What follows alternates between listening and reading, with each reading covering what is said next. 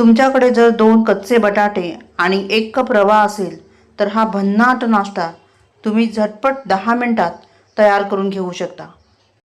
चला तर मग वेळ न दवडता रेसिपीला सुरुवात करूया। प्रीतीसमय रेसिपीजमध्ये आपलं खूप खूप स्वागत आहे।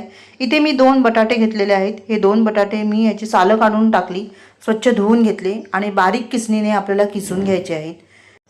बारीक खोलाच्या किसणीने किसल्यामुळे बटाटा पटकन शिजला जाईल, कच्चा राहणार नाही। आता हे बटाटे मी दोन्ही व्यवस्थित किसून घेते आहे। बटाटे इथे किसून झालेले आहेत। आता यामध्ये आपल्याला घालायचा आहे 1 कप रवा। रवा बारीक असेल तर उत्तम आहे। मी इथे मोठा रवा घेतला होता, पण मिक्सरला मी 2-3 वेळा फिरवून ह्याला बारीक करून घेतलं।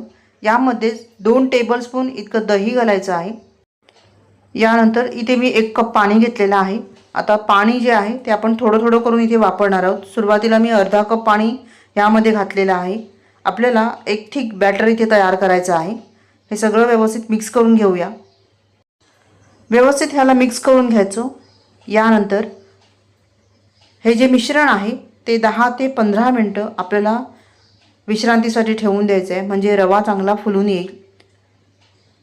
10 ते 15 मिनिटानंतर रवा चांगला फुललेला आहे। आता यामध्ये आपल्याला घालायचं आहे पाव कप बेसन। बेसन चाळून घ्यायचं आहे।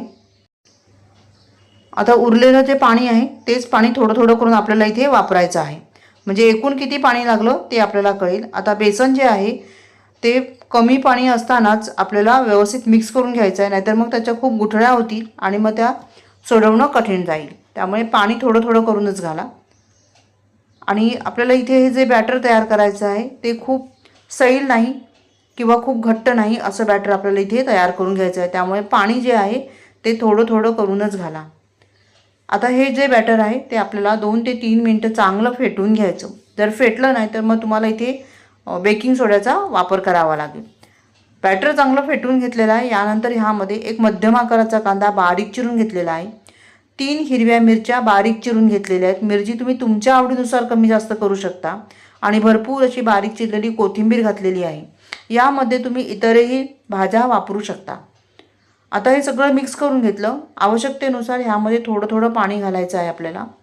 आणि हे जे बॅटर आहे ते व्यवस्थित आपल्याला तयार करून घ्यायचं आहे। तर इथे मी हे व्यवस्थित बॅटर तयार करून घेतलेलं आहे। आता यामध्ये चवीनुसार आपण मीठ घालायचं। 5-6 काळी मिरी कुटून त्याची पूड तयार करून घेतलेली आहे ती घातली। आणि पाव चमचा आपण जिरं घातलेलं आहे। हे मस्त आपण आता मिक्स करून घेऊया। बघा बॅटर जे आहे ते इतकं घट्ट आपल्याला तयार करायचं आहे। यानंतर ह्यामध्ये चांगला रंग येण्यासाठी आपण हळद घातलेली आहे चिमूटभर। आता हे सगळं व्यवस्थित मिक्स करून घेऊया। यामध्येच आता थोडंसं मी 1 चमचा पाणी अजून घालते, मला थोडंसं घट्ट वाटते। आणि 2 चमचे पाणी आपलं उरलेलं आहे 1 कपाला। बॅटर आपलं तयार झालेलं आहे। आता आपण नाश्ता बनवायला सुरुवात करूया। ह्यामध्ये मी तेल घातलेलं आहे 1 चमचाभर। तेल चांगलं गरम करून घ्यायचं आहे। आणि इथे बघा पळीने ह्यामध्ये हे बॅटर सोडायचं आहे आणि ह्याला एकसारखं करून घ्यायचं आहे। थोडंसं पसरवून घ्यायचं आहे। खूप पातळ करायचं नाही, थोडंसं जाडच ठेवायचं आहे। सारखं ह्याला पसरवून घ्यायचं आहे, चांगला गोल आकार द्यायचा आहे। अशा पद्धतीने मी ह्याला चांगलं पसरवून घेतलेलं आहे। आता यावर झाकण ठेवू आणि ह्याला व्यवस्थित शिजवून घेऊया।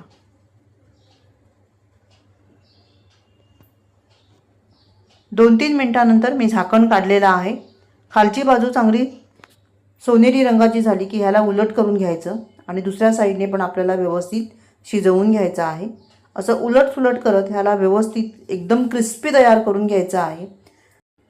सोडा न वापरल्यामुळे हे एकदम कुरकुरीत असे पॅनकेक तयार होतात। मात्र तुम्हाला एकदम सॉफ्ट हवं असेल तर ह्यामध्ये तुम्ही पाव टीस्पून इतकं बेकिंग सोडा वापरू शकता, त्यामुळे हे पॅनकेक एकदम सॉफ्ट तयार होतील। दोन्ही साईडने छान सोनेरी रंग येईपर्यंत मी ह्याला मस्त उलट-सुलट करत शिजवून घेतलेला आहे। तुम्ही पाहू शकता हा पॅनकेक किती मस्त तयार झालेला आहे। मुलांना टिफिनमध्ये देऊ शकता, नाश्त्यासाठी तयार करून घेऊ शकता किंवा मुलांच्या छोट्या भुकेसाठी तुम्ही हे तयार करून घेऊ शकता।